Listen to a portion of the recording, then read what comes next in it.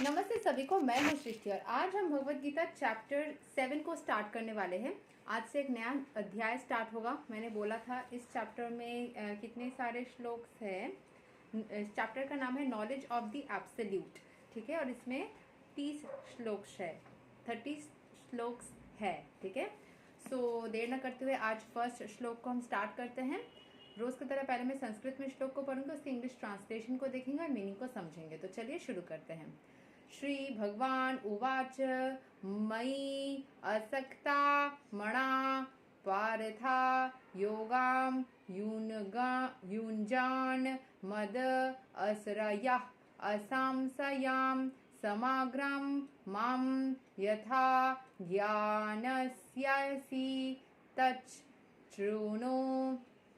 The Supreme Personality of Godhead said, "Now hear, O son of Pritha, how my practicing yoga in full consciousness of me, with mind attached to me, you can know me in full, free from doubt." तो भगवान बोल रहे हैं अर्जुन से कि कैसे, अभी वो ये बताएंगे नेक्स्ट श्लोक्स में या आगे चल के श्लोक्स में वो ये बताएंगे कैसे योग को प्रैक्टिस करते हुए, फुल कॉन्शियसनेस को, भगवान को याद करते हुए अगर आप योग करते हो या भगवान से कनेक्टेड रह के, उनसे अटैच रह के, उनके भावना में रह के अगर आप योग करते हो तो आप भगवान के बारे में जान सकोगे। उनके मिरेकल्स जो वो करते हैं वो कैसे कर रहे हैं, वो पूरा तो जानना पॉसिबल नहीं है, बट एटलीस्ट भगवान को समझ पाओगे, उनके एक्शंस को समझ पाओगे, ट्रस्ट कर पाओगे कि आपको पता रहेगा कि अगर मेरे साथ ये चीज़ होनी है तो होनी है, कोई डाउट नहीं रहेगा, फ्री फ्रॉम डाउट, कोई डाउट नहीं रहेगा। आप भगवान को महसूस कर पाओगे, उनके एक्शंस को समझ पाओगे, उनको समझ पाओगे। सो यहाँ के एक्सप्लेनेशन को पढ़ लेते हैं। In this 7th chapter of Bhagavad Gita the nature of Krishna consciousness is fully described. Krishna is full of all opulences, full in all opulences, and how he manifests such opulences is described herein.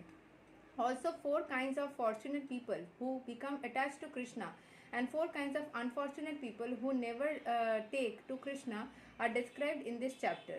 In the first 6 chapters of Bhagavad Gita, the living entity has been described as non-material spirit soul capable of elevating himself to self-realization by different types of yogas. At the end of the 6th chapter, it has been clearly stated that the steady concentration of the mind upon Krishna, or in other words, Krishna consciousness, is the highest form of all yoga. By concentrating one's mind upon Krishna, one is able to know the absolute truth completely, but not otherwise. Impersonal Brahmajyoti or localized Paramatma realization is not perfect knowledge of the absolute truth because it is partial.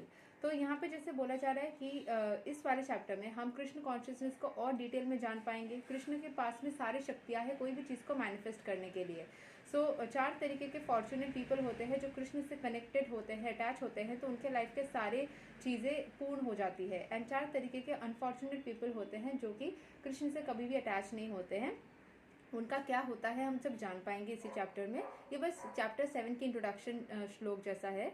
तो यहाँ पे फिर Krishna consciousness highest form of योग है और इससे हम कृष्ण को पूरी तरीके से जान पाते हैं। हम इम्पर्सनल ब्रह्म ज्योति और लोकलाइज परमात्मा realization is not perfect knowledge of the absolute truth, वो परफेक्ट नॉलेज नहीं होती है। Full and scientific knowledge is Krishna and everything is revealed to the person in Krishna consciousness. In complete Krishna consciousness, one knows that Krishna is ultimate knowledge beyond any doubts. Different types of yoga are only stepping stones on the path of Krishna consciousness. One who takes directly to Krishna consciousness automatically knows about Brahma Jyoti and Paramatma in full.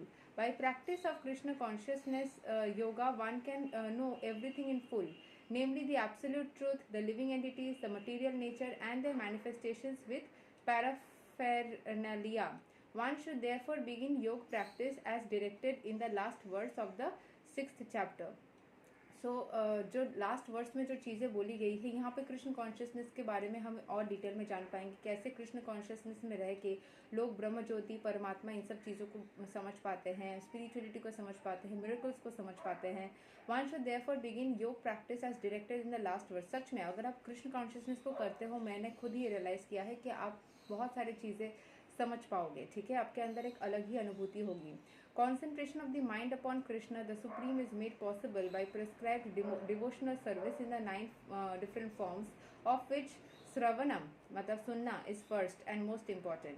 The Lord therefore says to Arjuna, Tat Trunu, to hear from me. इसीलिए भगवत गीता की classes जो होती है उसमें सुनने के लिए बोला जाता है कि सुन के जो स्तुति विद्या होती है ना, श्रुति विद्या श्रुति यानी कि सुनना, ठीक है. No one can be a greater authority than Krishna, and therefore by hearing from him one receives the greatest opportunity to become a perfectly Krishna conscious person. One has therefore to learn from Krishna directly or from a pure devotee of Krishna, and not from a non-devotee upstart puffed up with a academic education. So हमें इस एक ऐसे इंसान से सीखना होगा जिसको already ये सारी चीज़ें समझ में आता है, जिसको ऑलरेडी ये सारी चीज़ें पता है, या फिर जो थोड़ा सा लर्नेड पर्सन है. किसी भी नॉन डिवोटी से हम सीखने जाएंगे तो नहीं सीख पाएंगे. In the Srimad Bhagavatam, this process of understanding Krishna, the Supreme Personality of Godhead, the Absolute Truth, is described in the 2nd chapter of the first Chanto as follows.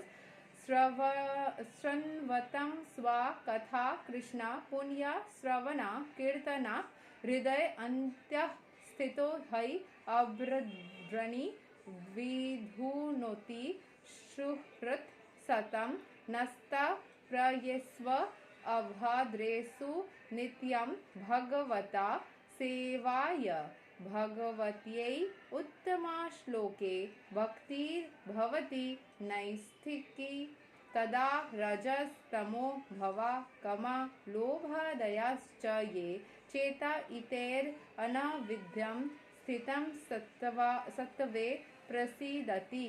इवं Prasanna मानसो भगवत भक्ति योगता भगवत तत्वा विज्ञानं मुक्ता संगस्य जयते भिद्यते हृदया ग्रंथिश्छिद्यन्ते सर्वा संशयाः स्खिस्यन्ते चस्या कर्मणि हृष्टा इवथ मनीश्वरे.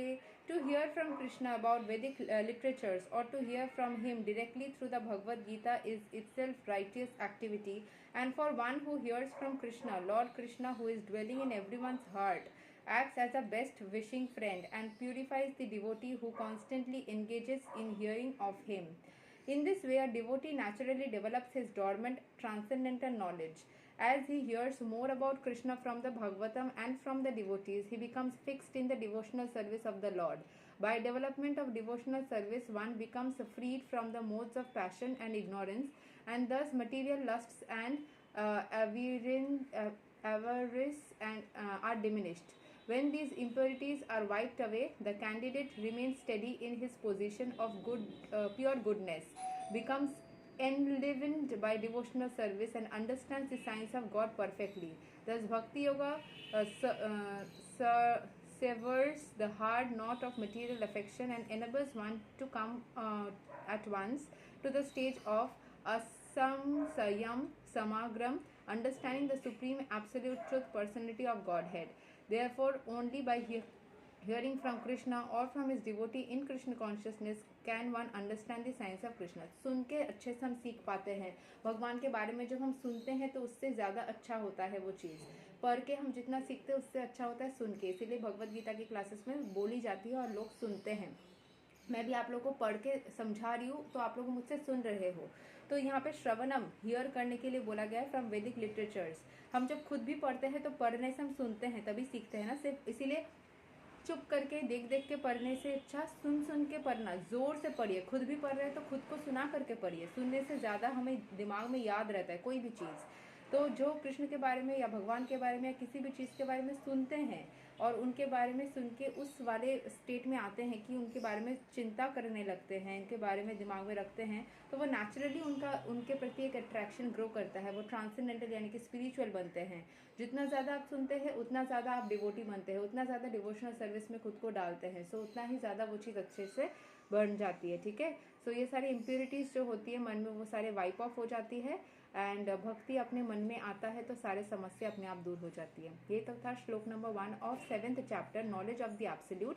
अगले वीडियो में हम 2nd श्लोक को कवर करेंगे. ठीक है. तब तक के लिए हरे कृष्ण, राधे राधे, जय श्री राम.